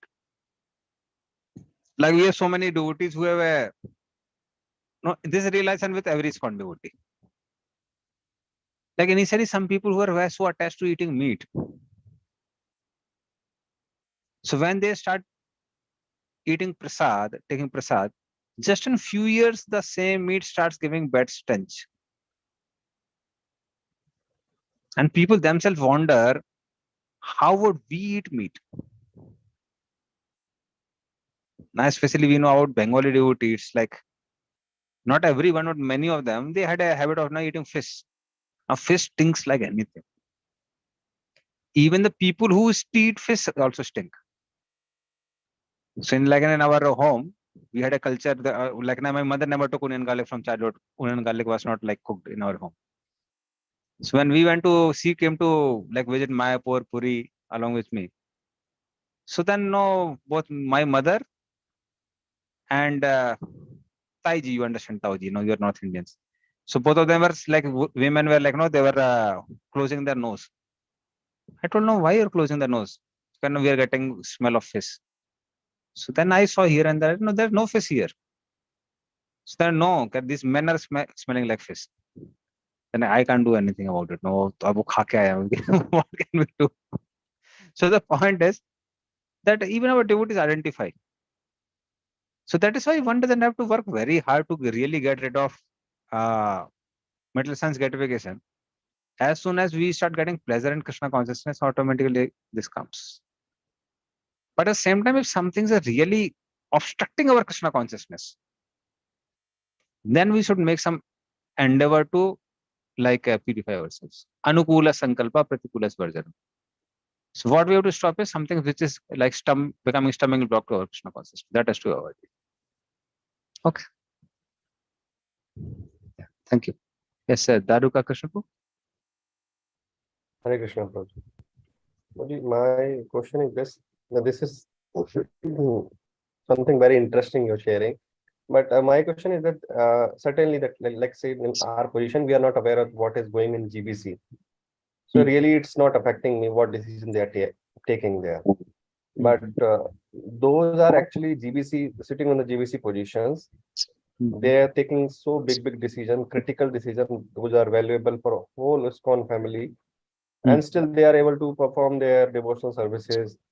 So they are taking decisions blindly, or they don't care that what is going to happen in ISKCON. Maybe I'm talking negatively, but I just want to understand how they would take decision in that scenario. Okay. So now, do GBCs get affected while taking these decisions? They may or may not be, depending on the realization. Now, those who are very exalted devotees, it's like they are attached to things only because it is connected to Krishna. Like, for example, two people are sitting in the house. One person is the owner of the house, and another person is not owner of the house. But he dutifully understands that when I am enjoying the facilities of the house, I am responsible for the house. So now if house catches fire, among both the people, who will try to extinguish the fire? Yes, that was question. Both of them. Yeah, because one is responsible, the other person is attached. But who will be affected more by the fire? Who belongs to whose house is that? Because he's attached. So that is why GBCs may do things very, especially those who I'm talking about, those who are really exalted souls. They may do things very, it's like with a lot of responsibility, as if they're attached. But they do it more dutifully as a service to Krishna. Or it is service to Krishna, I'm attached. If it is not service to Krishna, it doesn't matter. And after some time, they understand there are things beyond us. Like even in front of Prabhupada, there were so many things which were getting wrong. And Prabhupada was disturbed. It's not that he was not disturbed. But then he knew how to get detached from that. It's like once, Prabhupada was sitting in an initiation ceremony. And then everything was wrong. So it's like there were no fruits kept near the Yagikunda. So Prabhupada said that, no, bring the fruits. And then devotees brought the cut fruits. Prabhupada said, and Prabhupada said, and they said, no, Prabhupada, we've offered it. No, you don't worry, you eat them. Prabhupada said, not these fruits. I want fruits for yajna. And these were the only fruits. Now you've cut them. What hell will I do? And Prabhupada was getting angry. And this was getting recorded in the national television channel. And they thought that the spiritual master getting angry is a part of initiation ceremony. But they never saw it before. And when Prabhupada was angry like that, suddenly one hippie came to Prabhupada, who just became a devotee. And he said to Prabhupada, Swamiji, why are you so angry? Chant Hare Krishna and be happy. Prabhupada really took it seriously. Prabhupada kept his head in the bead bag and he started chanting. So that is how it's like. And sometimes Prabhupada was even affected also. It's like they are attached to Krishna. They know where to take off. But at the same time, certain times, no, one may get affected also. It's like during this Dr. N time, Dr. Nair in Juhu case. So that time, Tamal Samadhi were telling Prabhupada, why are we holding to this property? No, it's like my chanting is getting disturbed. My whole consciousness is absorbed in this case only. So Prabhupada said, no, even my chanting is getting affected. But ultimately, we should do something for Krishna. So there were times when Prabhupada was not affected at all. There were times Prabhupada was little bit affected. But main thing is, when people see everything in relationship to Krishna, then at a point of time, a devotee has to judge that what is the priority at a particular time. So sometimes, like our only sadhana is the priority, then one may do things dutifully and just take shelter of sadhana. Sometimes certain services may be really very crucial that even if sadhana is getting affected, it's like one may take a risk. So that comes with maturity.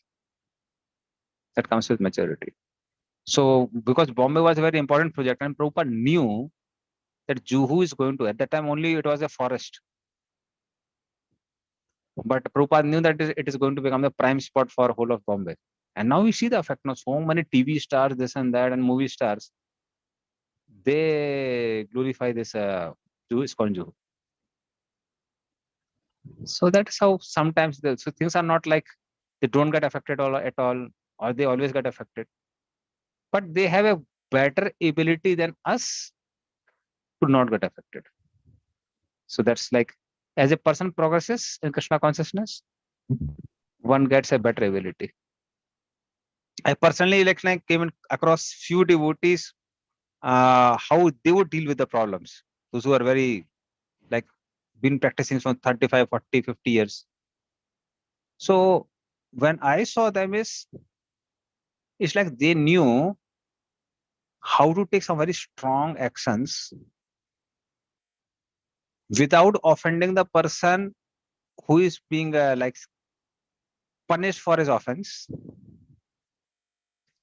taking care of the things and still not getting much affected. So that comes gradually with advancement in Krishna consciousness, and also it comes with experience. So for me, it was like bewilderment. I just can't handle such situations. I knew that. But people, devotees, over a period of time when they get purified, it becomes easy for them. So still they may get sometimes affected. And that's the reason no outside person is allowed in GBC meeting. It's like now one may get affected. We may go in the GBC meeting and we find that our own spiritual master is being criticized by some other Prabhupada disciples. So we may become flared up. So then that's why no other devotees had that, don't worry, no, let senior devotees adjust on themselves. And sometimes they get affected, sometimes they're not affected. What I heard from Bhakti Charu Maharaj was, that's like before his departure, Maharaj said that same GBC meeting, same GBC members, they have evolved a lot because they all got purified. He was telling that 20 years before, 25 years before, GBC meetings were extremely passionate. So shouting and yelling was like something normal. And he said, but because now devotees have evolved, they are either in goodness or pure goodness, same people. He was saying it's like such a sweet experience in GBC meeting. So now it's like, so things evolve over there. So Thank I you. hope I could understand. Yeah, thank you, Prabhuji. Thank you so much. Okay, Hare Krishna.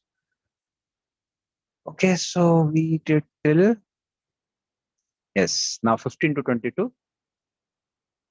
Now Vidura is sharing his heartfelt relations with matrimony.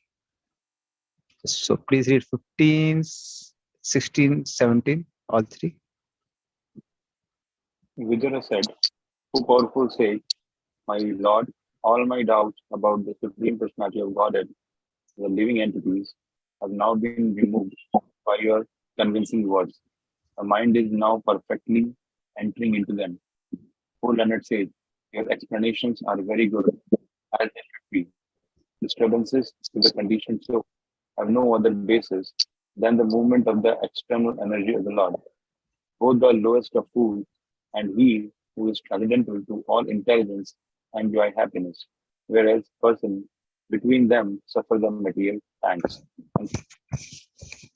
So this vortex 17 is really,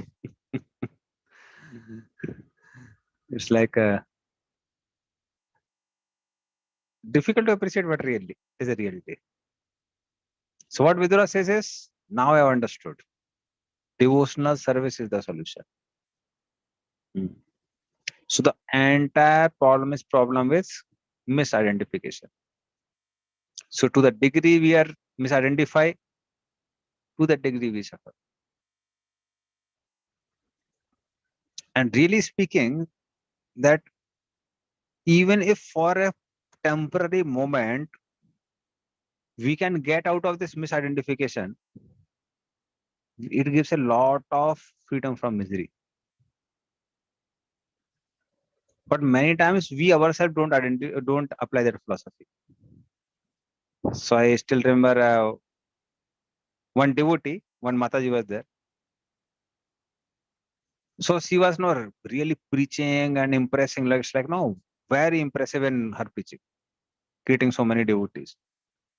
But then she herself was asking one question that no, Prabhuji, somehow no, this whenever I am personally miserable, I tell people that no, chant Hare Krishna and be happy, but I become very miserable.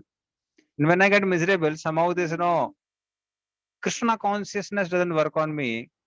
But whenever I hear this Brahma Kumari, it becomes very effective. And I was really surprised. I said, what do they say that becomes so effective?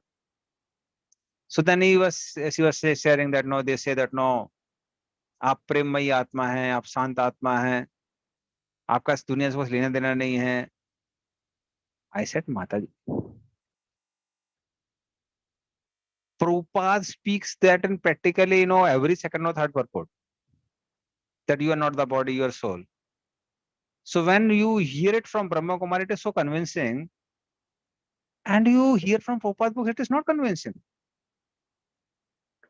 And that is the time she realized that many times we preach philosophy, but we don't apply the philosophy. So whenever there are miseries in life, what we have to do is we have to preach our mind. We have to preach our mind. So we remember to preach everyone except ourselves. So that is how even a little application of this philosophy saves us to a great extent. And then Vidura says this, both the lowest of fools and he who is transcendental to all intelligence enjoy happiness. That means people who are fully engrossed in this world and people who are great transcendentalists, for them there is no suffering. Suffering is there for the people in between. Because for the people who are very engrossed, no, they become habituated to the suffering. They adjust with the suffering. So many times when we go to the outside and we tell them that this world is full of misery, they think that you are filled with misery. They are not miserable. I still remember we were distributing books. So we went to one bookseller. So he was like having some books in his bag and he was selling in the train. We were also distributing Bhagavad Gita in the train. So then I thought, no, let me give him also this book. So I showed him Bhagavad Gita. And this man was telling, इसको पढ़ के क्या होगा? What will happen by reading? So I said, no, if you read it, you will understand who you are. So no, I know who I am. No, you don't have to tell me. Then I told him, then you will get rid of miseries. And he started looking at me. And then he told me, are you free from miseries? I told him, yeah, to quite a good extent, may not be fully, but at least I'm less miserable than I was before. Then you're telling, if you are really free from misery, why would you be selling books like me?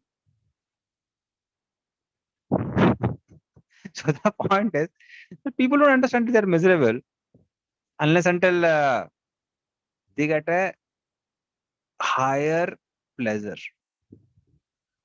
So what happens with the devotees is we have a taste for higher pleasure, but that doesn't stay for long. That's not like a continuous realization. And because of that, devotees in between are the most miserable people. It's like if you cover a person with a blanket and beat him left and right, and he doesn't know who's beating, he thinks that no, maybe these beatings are part of life. Then people have a theory, dukh sukh to laga rehta hai, ऐसे adjust करना पड़ता है. It's part of life, you just adjust. But for a person, if you remove his blanket and then you beat him, he becomes really miserable. He knows it's not a part of life. I'm really suffering. So a person in between is really no suffering. So that's exactly what Vidura is speaking. So of course, we know that it will end in due course of time. Okay. Now let's discuss text number 18. Can you repeat after me? Artha bhavam vinischitya Arthabhavam vinischitya pratitasyapi natmanah pratis pratit pratitasyapi natmanah tam chapi yusmacharana tam chapi yushmacharana sevayaham paranude. sevayaham Please read the translation and the purport. But my dear sir, I am obliged to you because now I can understand that this material manifestation is without substance, although it appears real. I'm confident that by serving your feet, it will be possible for me to give up the false idea. Purport. The sufferings of the conditioned soul are superficial and have no intrinsic value, like the cutting off of one's head in a dream. Yet, although this statement is theoretically very true, it is very difficult for a common man or the neophyte on the transcendental path to realize practically. However, by serving the feet of great transcendentalists like Maitri Muni and by constantly associating with him, one is enabled to give up the false idea that the soul suffers from the material pangs. Thank you. So this is like a common theme which has been repeated in many, many places. So Rahu Gunestat Tapasa na yati na che jaya nirvapanad grahadva na chandasa na vajalagni surya vina mahatpadarajo abhishekam. So bina mahatpadarajo abhishekam, unless until one smears the dust of the lotus feet of the Lord and bathes with it, one cannot get rid of this bodily consciousness. So that's why when we associate with exalted devotees of the Lord, and when actually we are reading Bhagavatam, we are associating with the exalted devotees of the Lord. Because we hear what they are speaking, their question answers, So that is how, even while discussing book Bhagavat, we are associating with person Bhagavat because it is filled with personalities. Similarly, when we associate with person Bhagavats also, so then also by seeing how they are detached from the body, how they are so tolerant, then we also, it's like learn how to be free from misidentification with the material nature. So that is how we can slowly give up this false idea by associating with exalted devotees of the Lord. Okay. Yes, sir. Radha Kisapro. You have a question, Prabhu? Yes. Prabhuji, last sentence, later part. One is unable to give up the false idea that the soul suffers from the material pangs. It means that soul doesn't suffer. Yes, soul doesn't suffer. Soul doesn't suffer in the sense that is suffering in illusion. Like for example, if you go to movie theater, no, I'm not recommending, but just giving an example. That is true. The people are crying there, laughing there. So they're suffering in misery actually. They're suffering in illusion. That's not the real suffering. Okay, then what is the real suffering? So the real suffering is forgetfulness of Krishna. Okay. So in one sense, whatever the soul body feels, it is not felt by the soul. See, actually speaking, in one sense, soul is suffering because who's experiencing? Soul is experiencing. Gross body and subtle body cannot experience. But main thing is that this suffering is suffering in illusion. This is not suffering in reality. That is what actually Vidura is or Prabhupada is emphasizing. Well, we are going this way and that way, both ways. Achintya bheda bheda tattva. No, it's not Achintya bheda bheda. It's very clear. Who is experiencing misery? We are only experiencing misery, but this misery, experience of misery is misery in illusion. Like for example, when we are miserable in our dream, we do get affected. It's like, if a lion is chasing us and we are running away, even sweat comes out sometimes. Yeah, exactly. So we are only suffering. But then when we get up, we say, this was suffering in illusion. Yeah. So similarly, as soon as we become awake to self-realization, then we understand, oh, this was suffering in illusion. It is like that. Until we are absorbed in matter, what happens is, we try our best to somehow get rid of suffering. In illusion only. It's like when children play video game, they're so absorbed, and it's like defeating each other. Especially now, there are no lot of games in which many players can play. And they are like so much absorbed in it. But for parents, they think, useless fellow, And he's so, whenever he becomes a he wins, he is excited and he jumps up and down. And when it's like his car crashes or something happens in the video game, then a child is so morose. So then parents, they think, no, it's like no useless thing. So it's the same way how Krishna sees at all of us. He becomes sometimes happy, sometimes morose. Krishna says, time pass. Okay, Radha Kesavru. One thing more here. When we say something, my mind is disturbed. Because man, buddhi and ankar is also there. I say my mind is disturbed. So it means only mind is disturbed, not the soul. Yeah, you are not mind, na? If you identify with the mind, then you are disturbed. If you don't identify with the mind, you are not disturbed. Okay. It means if I identify, now I am talking from the gross level. If I identify with the mind, then mind suffers. We suffer, not mind. How can mind suffer? Mind is a matter. You said if you identify with the mind. Then we suffer. If we identify with the mind, who suffers? We suffer. Not the mind.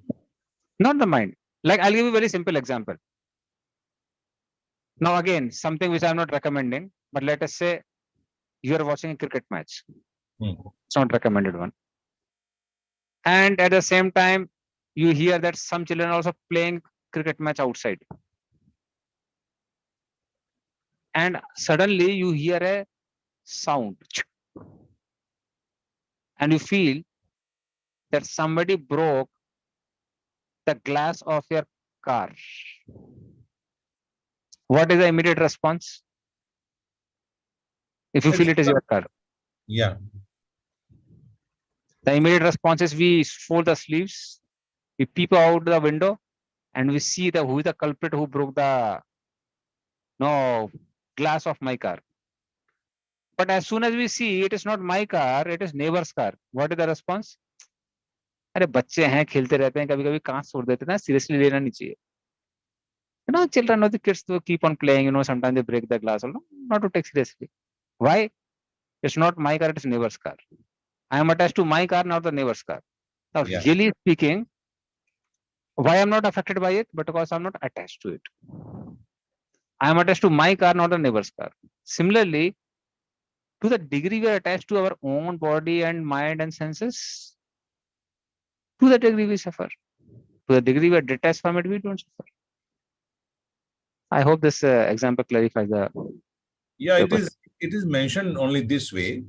It is mentioned that in case you are attached, then you will suffer, and in case you are not attached, you will not suffer.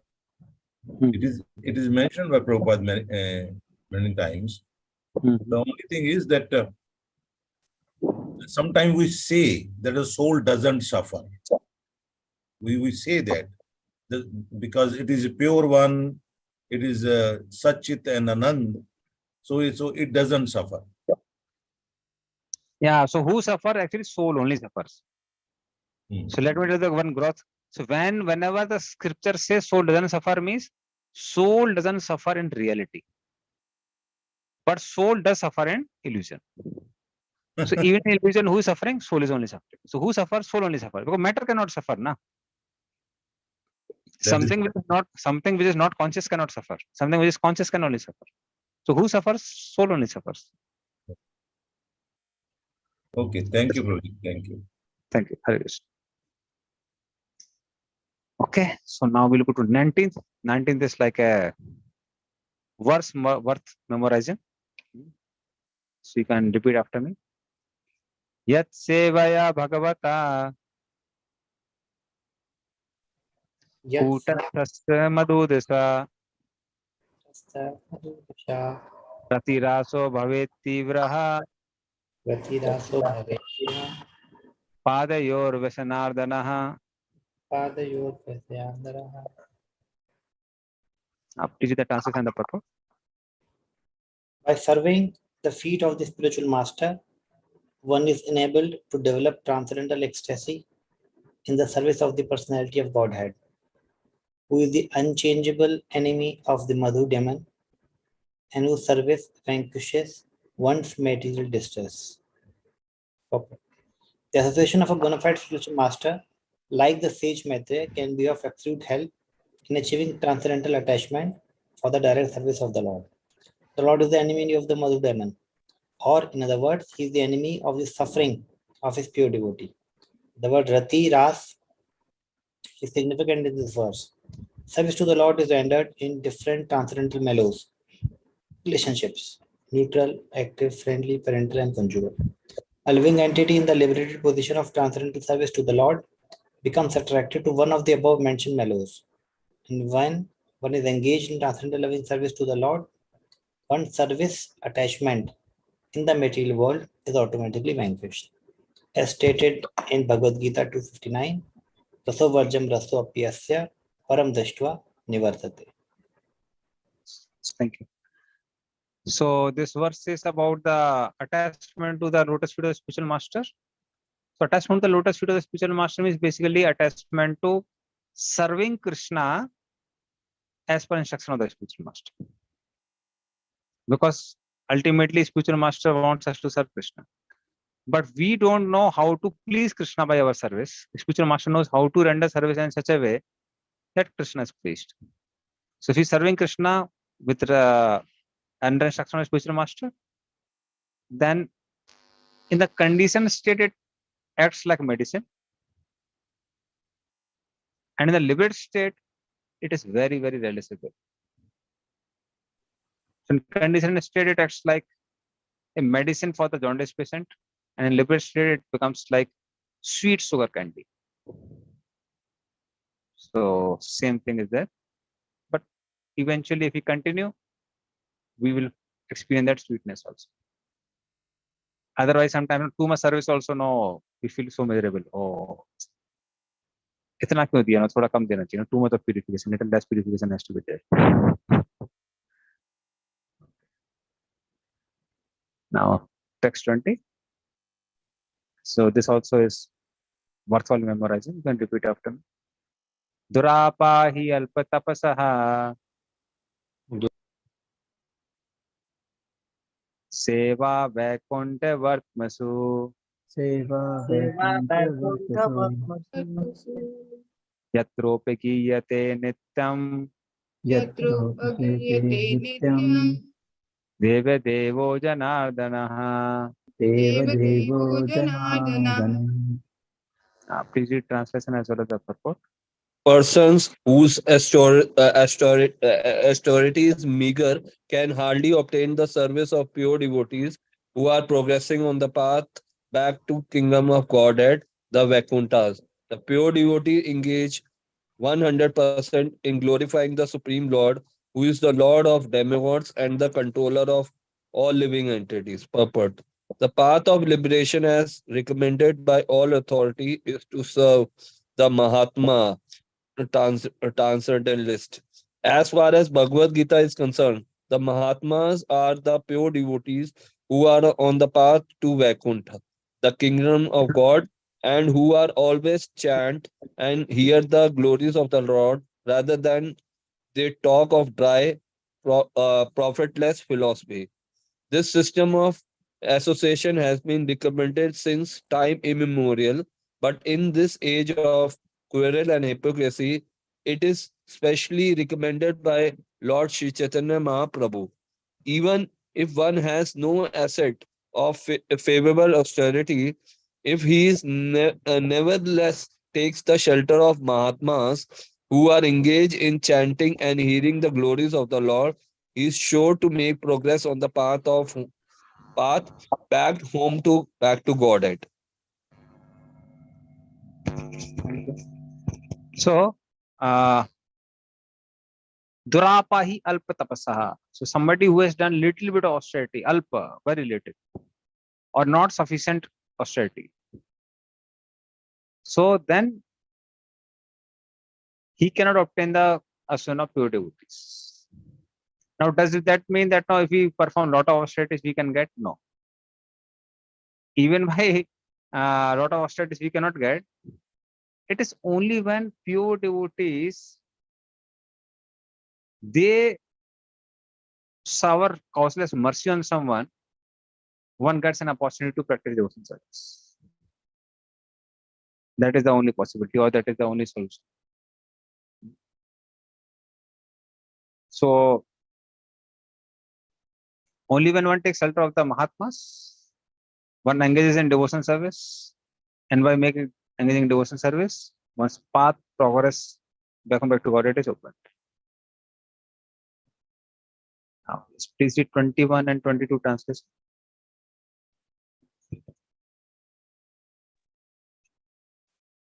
Text 21.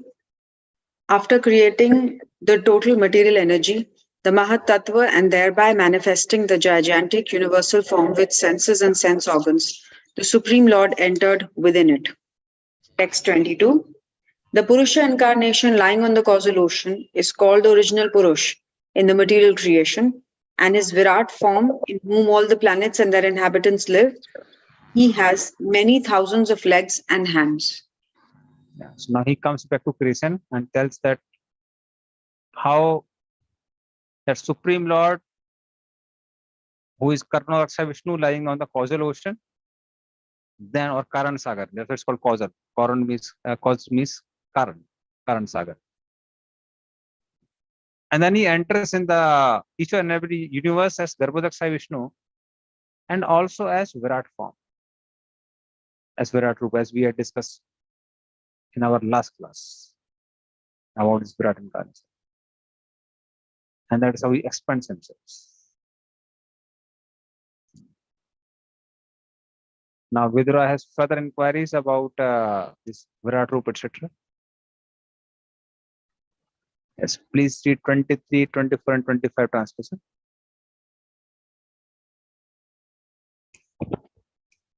Oh, great Brahmana, you have told me that gigantic Virat form and his senses, sense objects, all and 10 kinds of life here exist with 3 kinds of life figure. Now, if you will, kindly explain to me the different powers of the specific divisions. Text 24. My Lord, I think that the process manifest in the forms of sons, grandsons, and family members has all spread all over the universe in different varieties and species. Text 25. O learned Brahmana, please describe how the leader of all the demigods, namely the Prajapati, Brahma, decided to establish the various Manus, the heads of the ages. Please describe the Manus also, and please describe the descendants of these Manus.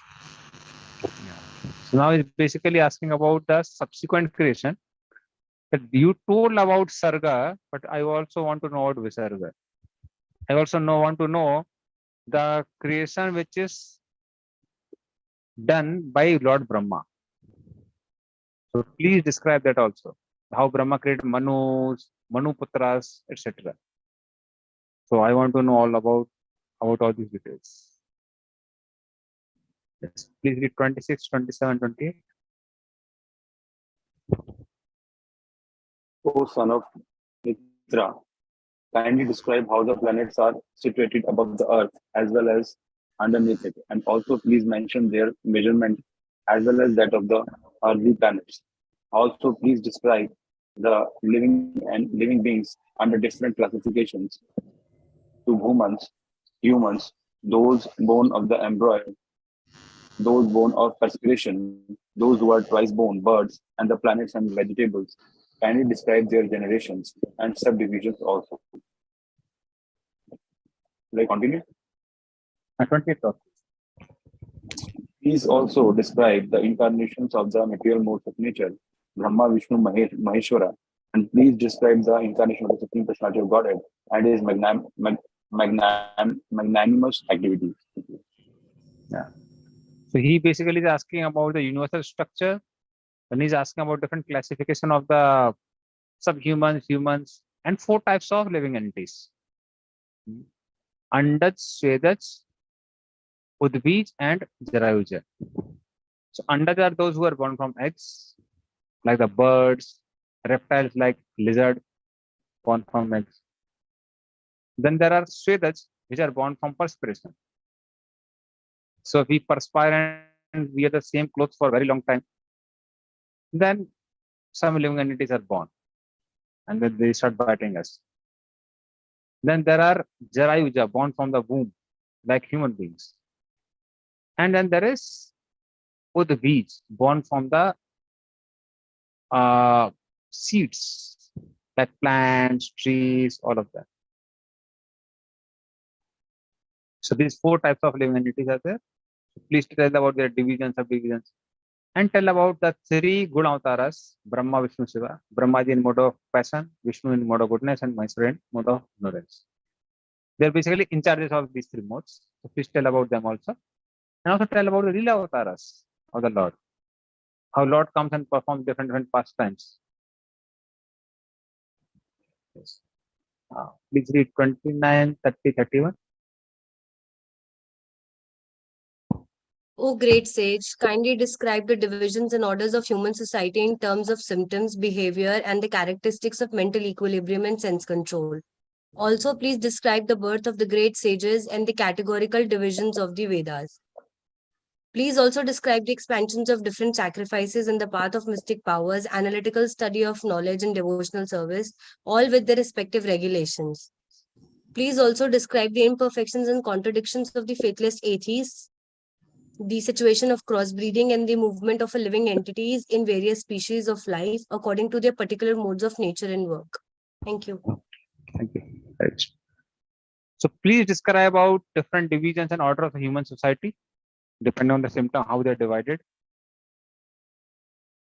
Then the characteristics of mental equilibrium, how to control our senses, different divisions of the Vedic scriptures, and different paths like Karma Yoga, Jnana Yoga, Ashtanga Yoga, Bhakti Yoga, all these different divisions of yogas. And also about imperfection and contradiction of faithless atheists. But their darshan is also there. And then how there is crossbreeding in different species.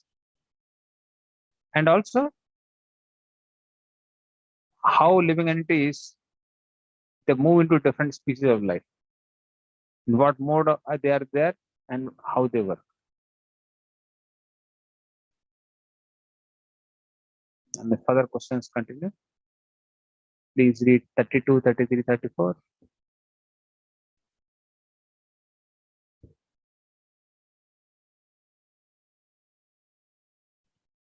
Hare Krishna.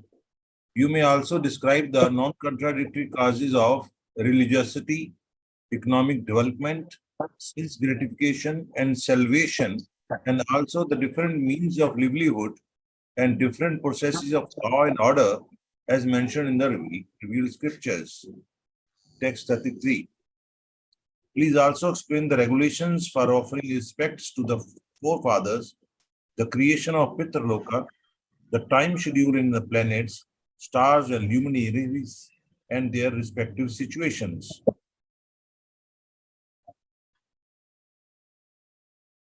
Please scroll on. Please also describe the fruitive results of charity and penance and of digging reservoirs of water. Please describe the situation of persons who are away from home and also the duty of a man in the awkward position. Should I continue? I'll just explain them briefly, then we'll discuss that. So 32, 33, 34, he talks about that please tell me about dharma, artha, kama, moksha. And different laws are there for different people, how they work. Then Pitri Lokas, what are the time duration there?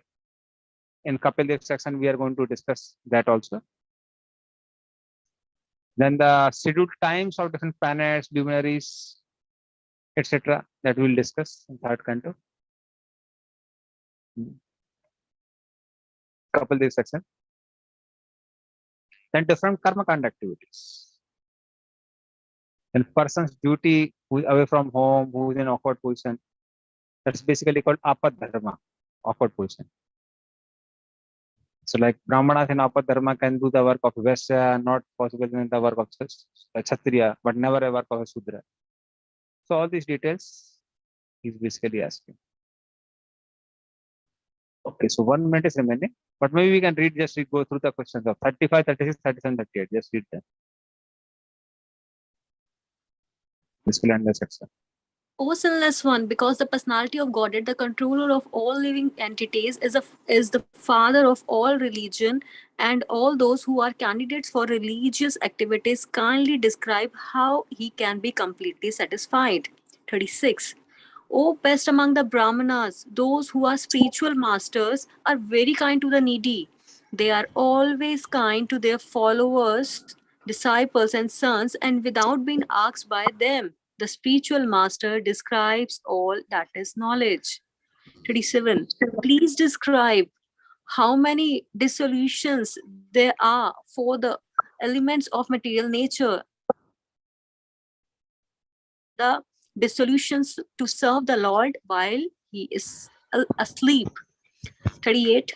What are the truths regarding the living entities and the supreme personality of Godhead? What are their identities?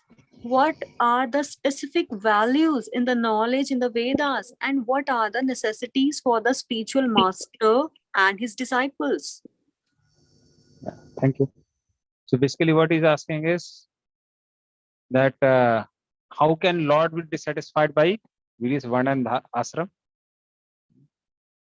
Varna ashram acharyavat pumsa paranapaman Vishnu ranadete pantha na anyat tattos karanam. So the purpose of varna ashram is to satisfy Vishnu. So how can he be satisfied? Then he glorifies him and he tells that those people who are on the position of spiritual master, they're very merciful to the disciples, sons, etc. So I have taken your shelter. Please give this knowledge to me. Then tell me about different type of pralay, dissolution, and